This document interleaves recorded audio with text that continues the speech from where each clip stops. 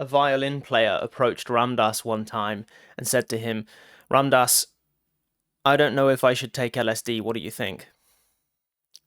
And Ramdas said, "I think I'm going to need more information. Tell me what's up." The violinist said, "I've been playing the fiddle since I was a little boy. Some of my earliest memories are of playing the violin. And I practiced really hard and I got really good, and now I tour the world with renowned orchestras. I'm paid very well. But recently I've been considering all that I've never explored. My whole life has been music. And so I'm scared that if I take LSD, if I start to explore myself in these new ways, I might want to quit the violin." Ramdas thought about this for a moment. And Ramdas was a cellist, so he knew what the music world was like. On the orchestral side, there's a lot of discipline. Orchestral musicians don't always have the degree of enjoyment that we typically associate with music. When we think of contemporary musicians, we think of free expression and a lot of fun. On the orchestral side, it's more regimented. A lot of the time, kids are made to practice when they'd rather not, which of course isn't a bad thing by itself, but a lifetime of this will lead one to the position that this violinist was in when he approached Ramdas that day. So Ramdas knew all of this. He knew what this guy's life was almost certainly like if he'd reached the top of his profession. And so he said to this fella, "Say you do take LSD and you learn something about yourself that leads you to put down the violin. And say you go off and do something else for a while. You travel, you grow a beard, you take more LSD, you learn to meditate. Say that goes on for some time. But say then that you look back on your time as a musician and you see the value of it in the greater pattern of things. You see the value of your artistry from the outside for the first time, having had a long break." And Ramdas said, "If you were to pick up the fiddle again at that time, you'd be a much better player." The violinist thought about this for a moment. And then he said, "I don't think I'll take LSD."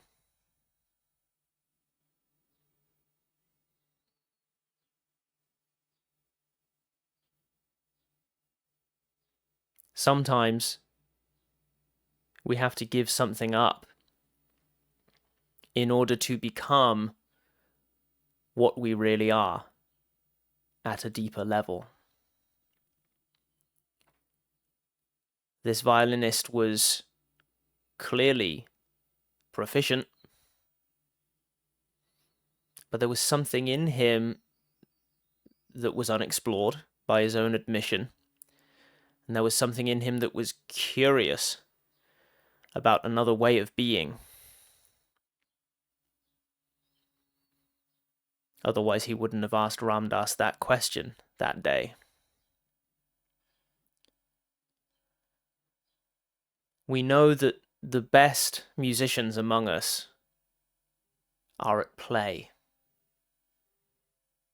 The best musicians among us wouldn't rather be anywhere else than on stage doing what they do. So Ramdas sensed an opportunity here. He sensed that this violin player was not operating at the deepest level that one can. He wasn't entirely congruent throughout mind, heart, and gut. when we're congruent, when we're aligned, there's no doubt. There's no desire to experience altered states of consciousness because we're perfectly content in our current state of consciousness. This is what the practices that I recommend lead to. You can check out some of those practices in other videos.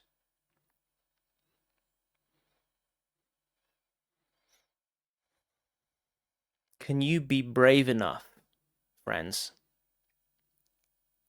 to let go of everything and see what remains? This story of the violinist resonated with me because I, at the time that I heard it, was considering giving up music myself. As you'll know if you've seen my other videos, I played drums for 25 years. But toward the end of that period, something else had my heart. The quest for truth had my heart. I'd seen mindfulness save my mother's life. I'd seen it save my cousin's life. Could be said that it saved my life. I'd seen the power of this stuff.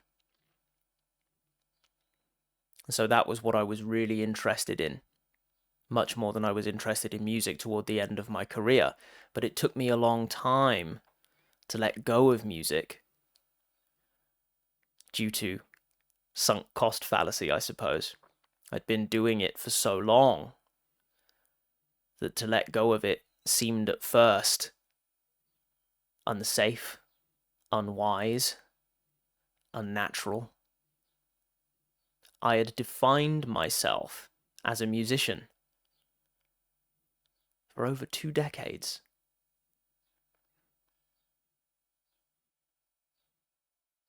But what I found is that the more I let it go, the more energy I had,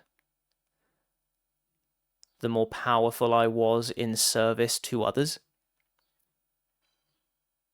the more happy I was, and now the more money I've earned. Because I'm solving bigger problems.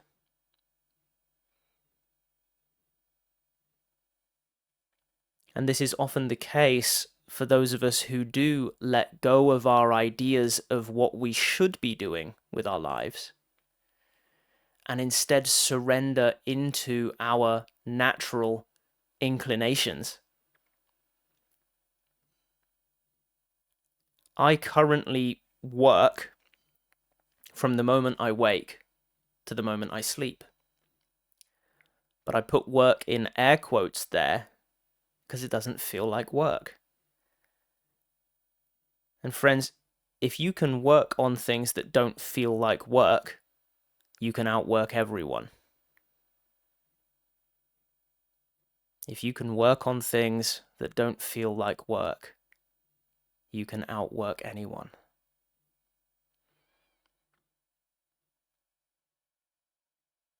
And this isn't just powerful for you. You might be thinking, well, great, if I do lots of work, I can get lots of reward. True. But where the real benefit lies is for other people, because you're outnumbered. You're just one of 8 billion. But the number of other people who can be helped by you being aligned with your deeper purpose is vast, vast. I'm just at the beginning of this journey, friends, and I've already helped thousands and thousands and thousands of people that I will never see. It would probably be more accurate to measure it in the hundreds of thousands at this point. Just people who have seen these few videos that I've been able to upload, but the larger collection of my messaging, which is on X, on Twitter, millions of impressions over there, millions of views on that content.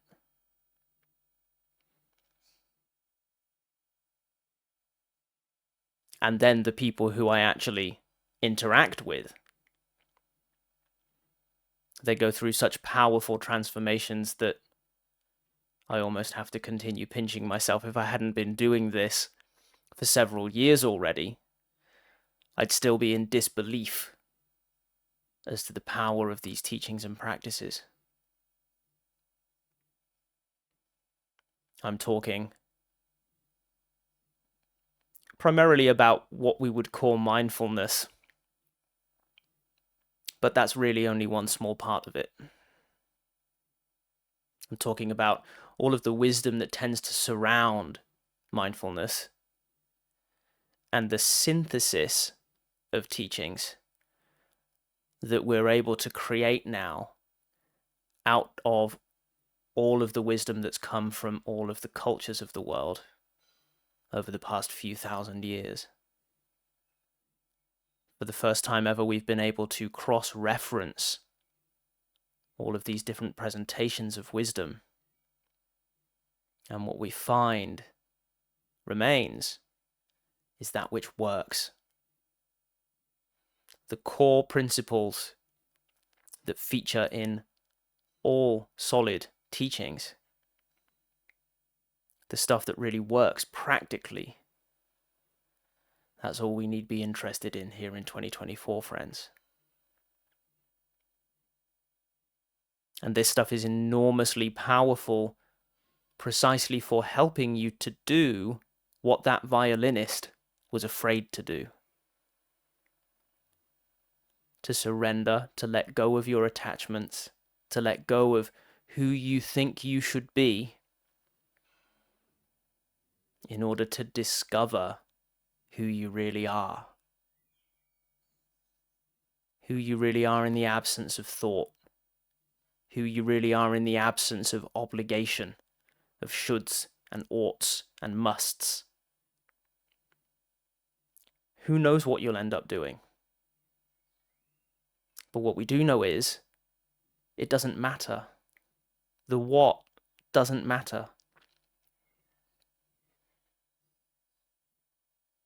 When you're in alignment, you have so much energy and power to wield that you will succeed at whatever you end up doing, whatever is most genuine, most authentic to you.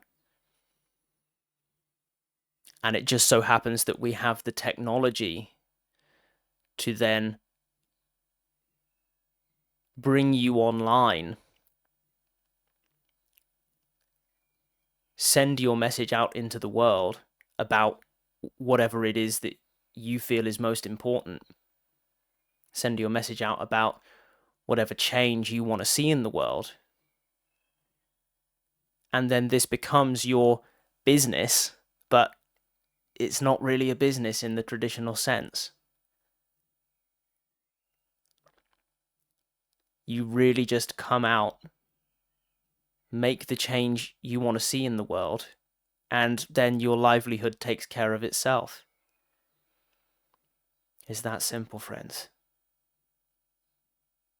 So I hope this story and the following discussion has inspired you to consider what attachments might you be holding on to.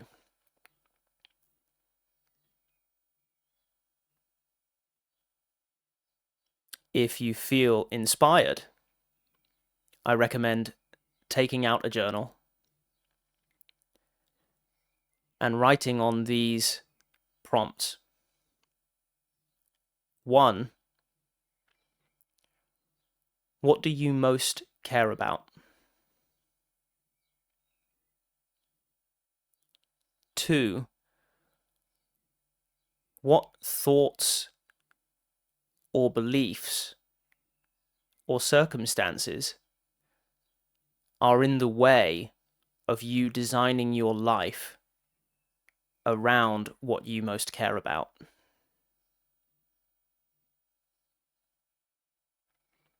3, what knowledge or skills would you need to acquire in order to design that life around making the change that you want to see in the world?